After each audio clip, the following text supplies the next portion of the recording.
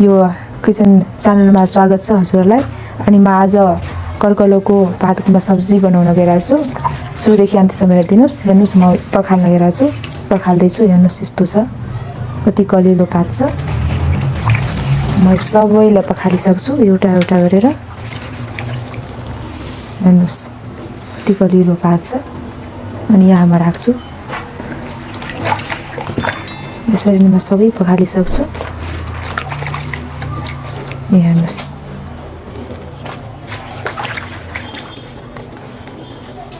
हेर्नु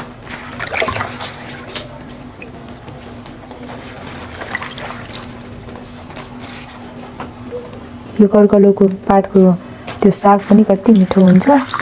अनि म यसलाई आज सब्जी बनाएर देखाउँछु हजुरलाई।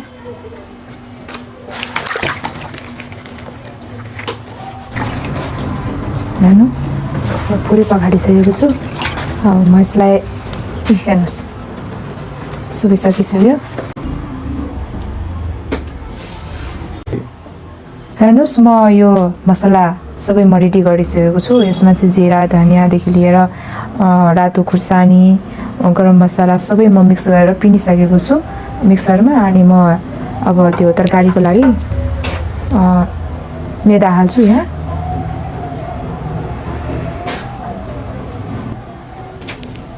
हुन्छ, म यहाँ मैदा हालिसकेँ।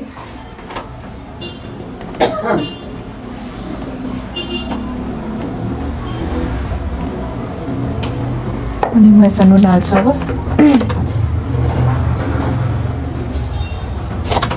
स्वाद अनुसार नुन हाल्न सक्नुहुन्छ तपाईँहरू। अनि म बिसाएर हाल्छु। अब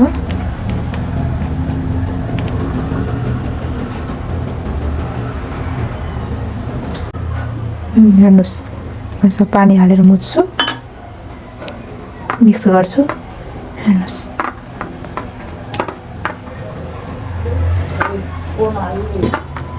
हेर्नुहोस् म मिक्स गरिसकेँ। यहाँ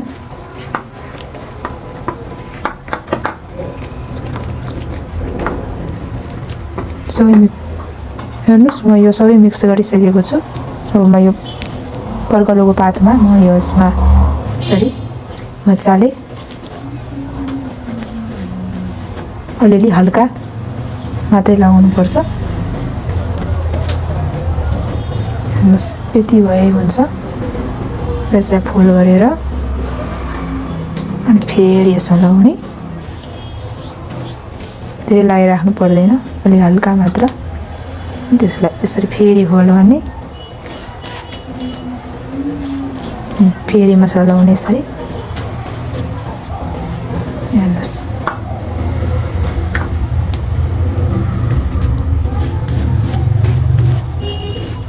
यसरी नै मजाले लगाउनुपर्छ।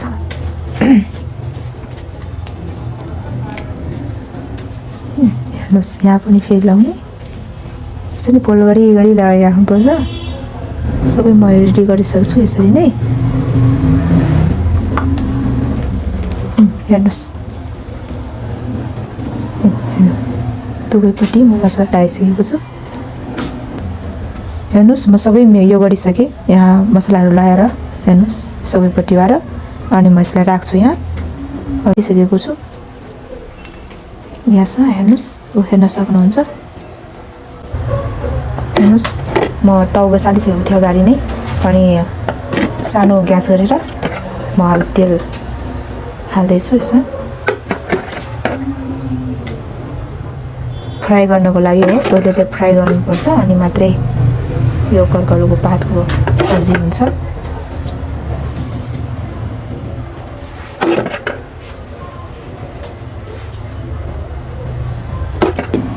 हेर्नुहोस् म तेल हालिसकेँ, तातिसक्यो। म यसमा यो हाल्दैछु।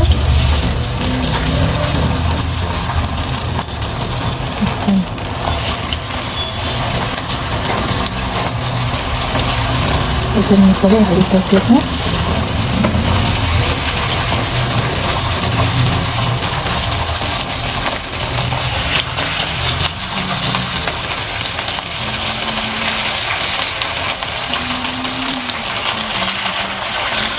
रातोहरू फ्राई गर्ने।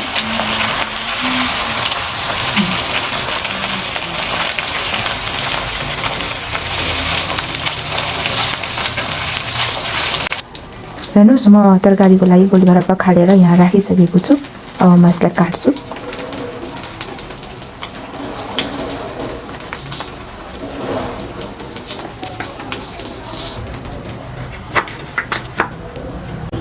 हेर्नुहोस् म सबै गोलभरा काटिसकेँ। यसरी मसिनो मसिनो गरी हेर्नुहोस्। हेर्नुहोस् यो अब यो पल्टाउने बेला भइसक्यो। म यसलाई पल्टाउँछु।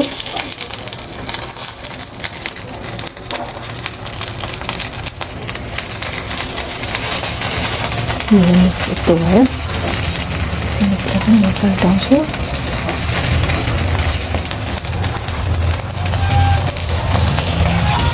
हेर्नुहोस्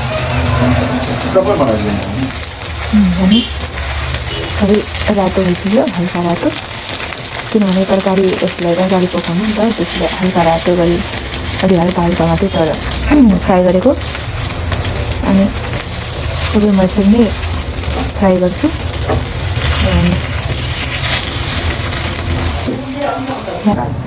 हेर्नुहोस् रातो भइसक्यो सबै फ्राई। यो सबै फ्राई भइसक्यो। म यसलाई निकाल्छु। हेर्नुहोस् यसरी म सबै निकालिसक्छु।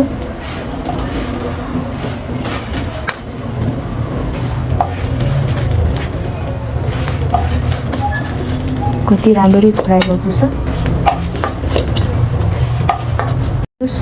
म अब मसला भुट्न गइरहेको छु।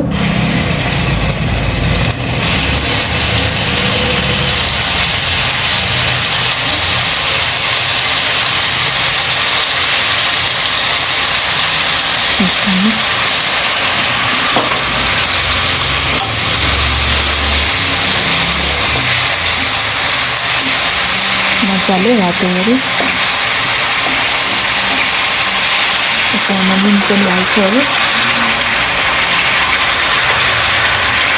स्वाद अनुसार तपाईँले जति मनपर्छ त्यति हाल्न सक्नुहुन्छ। यसमा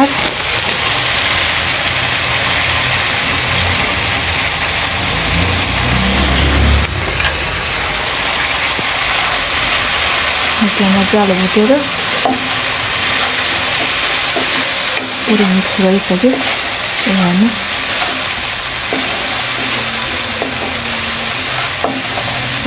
मसला सबै मिक्स भइसक्यो। मजाले रातो भइसक्यो। अब यसमा गोलभरा हाल्छु।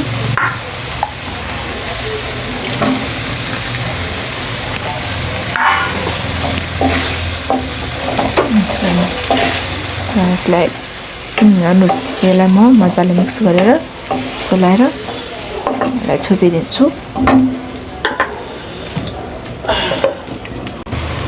हेर्नुहोस् यो अब मजाले सिझिसक्यो।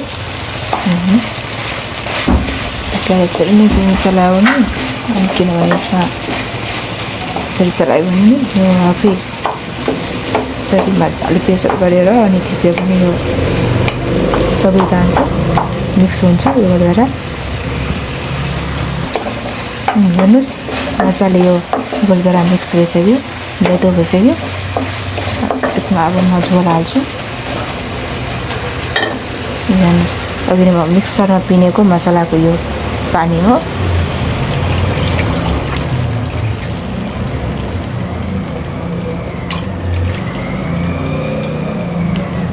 हेर्नुहोस्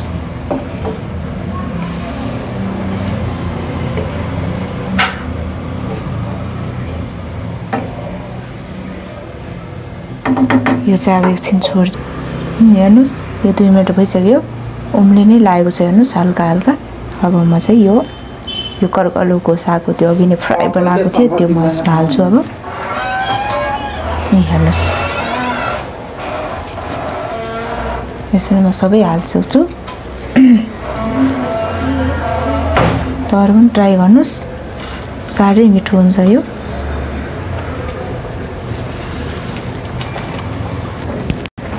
हेर्नुहोस् सबै म यसमा डुबाइसकेको छु यो झोलमा। हेर्नुहोस् अब यो 2 मिनट जति उमाल्छु म अनि निकाल्छु। हेर्नुहोस् उम्लेर यो सबै अब 2 मिनट भइसक्यो। हेर्नुहोस् हल्का आउनु लाग्दैछ। म ग्यास बन्द गरिसकेको छु। अब म एउटा प्लेटमा निकाल्छु।